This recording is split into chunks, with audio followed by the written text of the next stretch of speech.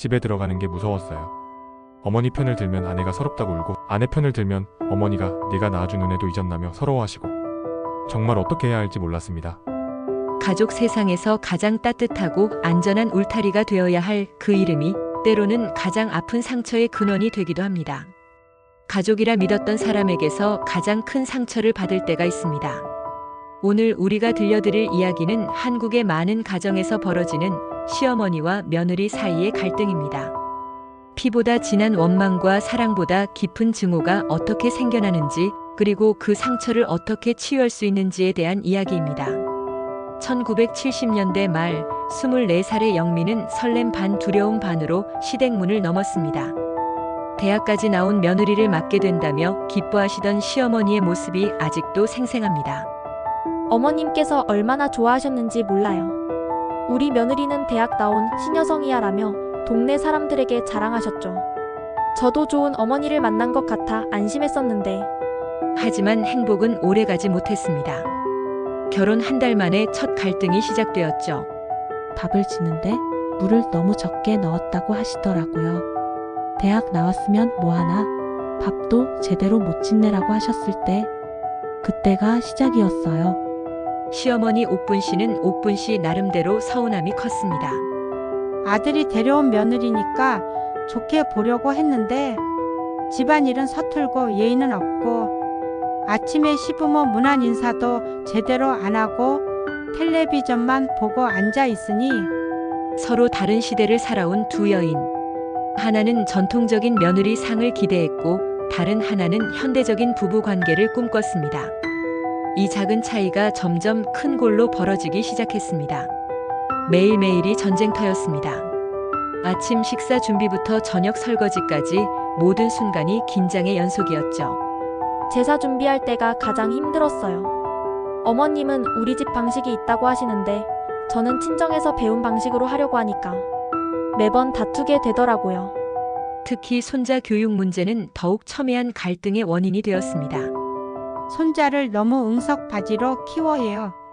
제가 좀 엄하게 하려고 하면 아이에게 트라우마 생긴다며 말리고, 요즘 젊은 엄마들은 아이를 어떻게 키우는지 모르겠어요. 어머님 시대와는 달라요. 이제는 아이의 인격을 존중하며 키워야 하는 시대라고요. 무조건 혼내고 억누르면 아이가 위축되고. 이런 갈등 속에서 가장 고통받는 것은 남편이자 아들인 철수였습니다. 집에 들어가는 게 무서웠어요. 어머니 편을 들면 아내가 서럽다고 울고, 아내 편을 들면 어머니가 네가 낳아준 은혜도 잊었나며 서러워하시고, 정말 어떻게 해야 할지 몰랐습니다. 갈등은 점점 깊어져 갔습니다. 작은 일도 크게 번져나갔고 서로의 말 한마디 한마디가 날카로운 칼날이 되어 상처를 냈습니다. 어느 날 어머님이 이러셨어요. 내가 왜 이런 며느리를 만났을까? 전생에 무슨 죄를 지었길래. 그 말을 듣는 순간 정말 마음이 무너져 내리더라고요. 며느리가 저를 어떻게 보는지 뻔히 알아요. 꼰대 시어머니, 구시대적인 사람. 제가 평생 살아온 삶이 다 틀렸다는 것처럼 취급당하는 것 같아서 너무 서러워요. 시간이 흐를수록 두 사람 사이의 감정은 더욱 악화되었습니다. 이제는 서로 얼굴도 보기 싫을 정도가 되었죠. 명절 때마다 지옥 같았어요. 친척들 앞에서 저만 나쁜 사람 만들고 은근히 무시하고, 한 번은 정말 참을 수 없어서 소리를 질렀어요. 왜 저만 미워하세요? 제가 뭘 그렇게 잘못했다고요? 며느리가 저에게 소리를 지르더라고요. 아들 앞에서, 친척들 앞에서. 그때 정말 모욕감을 느꼈어요. 아, 내가 이 집에서 이런 취급을 받아야 하는구나 싶었죠. 서로를 향한 증오는 점점 깊어져 갔습니다. 같은 지붕 아래 살면서도 말도 섞지 않는 날이 계속되었죠. 집안 분위기가 너무 차갑고 무거워서 아이들까지 눈치를 보며 지내더라고요. 큰아이가 어느 날 아빠, 우리 할머니랑 엄마는 왜 싸워? 라고 묻는데 정말 마음이 아팠습니다.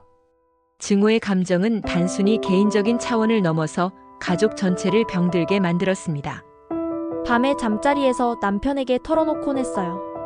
차라리 분가하자, 더 이상 같이 살 수 없다고. 어머님에 대한 나쁜 감정들이 계속 쌓여가니까 저 자신도 점점 나빠지는 것 같더라고요.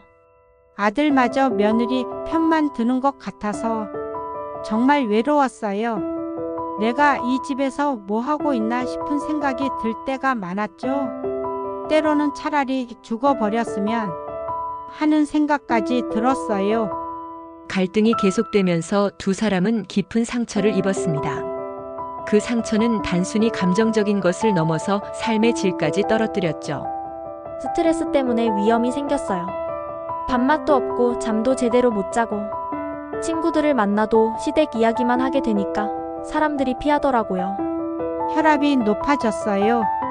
의사가 스트레스를 받지 말라고 하는데 집에서 어떻게 스트레스를 안 받겠어요? 며느리 얼굴만 봐도 속이 뒤틀리는데 가족 간의 갈등은 다른 가족 구성원들에게도 영향을 미쳤습니다. 직장에서도 집중이 안 되더라고요. 하루 종일 집 생각만 하게 되고 동료들이 왜 그렇게 기운이 없냐고 물어볼 때 뭐라고 대답해야 할지 모르겠더라고요. 할머니랑 엄마가 싸우는 모습을 보면서 자란 아이가 어느 날 아빠, 나중에 결혼하면 나도 시어머니랑 싸워야 해? 이런 질문을 하더라고요. 그때 정말 충격받았어요. 상처는 개인을 넘어 가족 전체 그리고 다음 세대까지 전달되고 있었습니다. 어느 날 옥분 씨가 갑자기 쓰러지셨습니다. 뇌졸중이었죠. 병원에서 며칠을 의식불명 상태로 지내시는 동안 영미는 처음으로 깊이 생각해 볼 시간을 가졌습니다. 어머님이 의식이 없으신 동안 저는 계속 자책했어요. 내가 너무 심했나?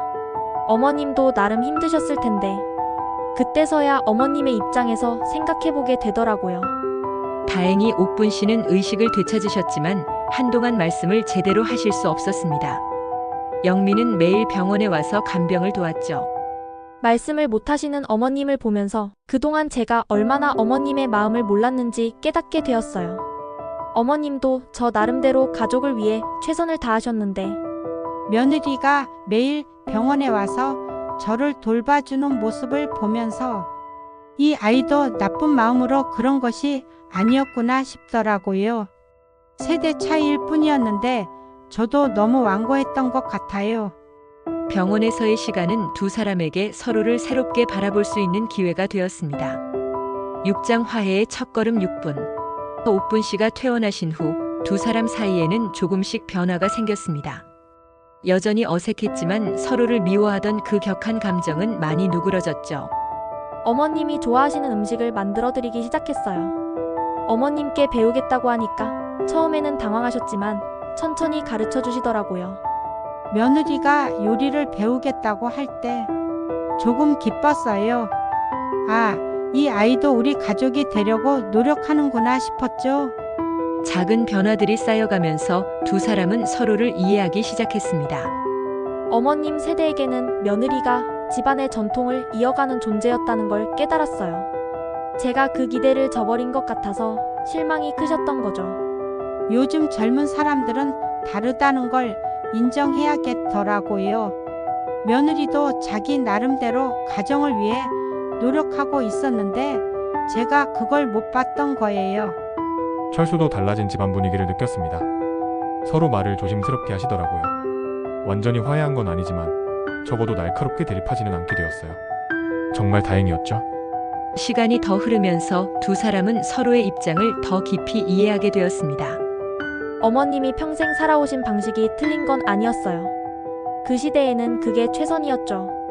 저도 제 방식만 옳다고 고집부리지 말았어야 했는데 며느리도 좋은 어머니예요. 아이들을 정말 사랑하고 남편도 잘 내조하고 저와는 방식이 다를 뿐이었는데 제가 너무 간섭했나 봐요. 두 사람은 각자의 역할과 영역을 조금씩 찾아갔습니다.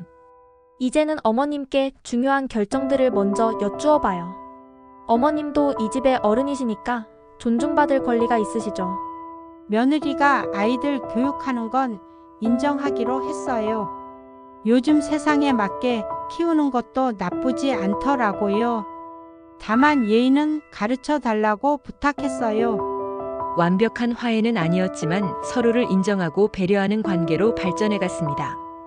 시간이 흘러 옥분 씨는 80을 바라보는 나이가 되었습니다. 그들이 함께 보낸 50여 년의 세월을 돌이켜보며 두 분은 이렇게 말씀하십니다. 그때 정말 힘들었지만 지금 생각해보면 어머님도 저도 가족을 사랑하는 마음은 똑같았어요. 표현하는 방식만 달랐을 뿐이죠. 어머님이 계시기에 우리 가족이 더 단단해질 수 있었던 것 같아요. 며느리가 이렇게 좋은 사람인 줄 진작 알았으면 그래도 늦었지만 서로를 이해하게 되어 다행이에요. 이제는 진짜 딸 같아요. 가족 갈등은 사랑의 다른 표현일지도 모릅니다. 서로를 너무 사랑하기 때문에 더 많은 것을 기대하고 더 큰 실망을 하게 되는 것이죠. 중요한 것은 서로 다름을 인정하고 상대방의 입장에서 생각해 보려는 노력입니다. 피보다 진한 원망도 시간이 지나면 이해로, 사랑보다 깊은 증오도 결국 더 큰 사랑으로 변할 수 있습니다. 가족이기에 상처 주고, 가족이기에 용서하며, 가족이기에 함께 성장해 나가는 것. 그것이 바로 가족의 의미가 아닐까요? 여러분, 혹시 지금도 가족 간의 갈등으로 고민하고 계신다면 이 이야기가 작은 위로와 희망이 되었기를 바랍니다. 늦지 않았습니다. 이해와 용서는 언제든지 시작할 수 있으니까요.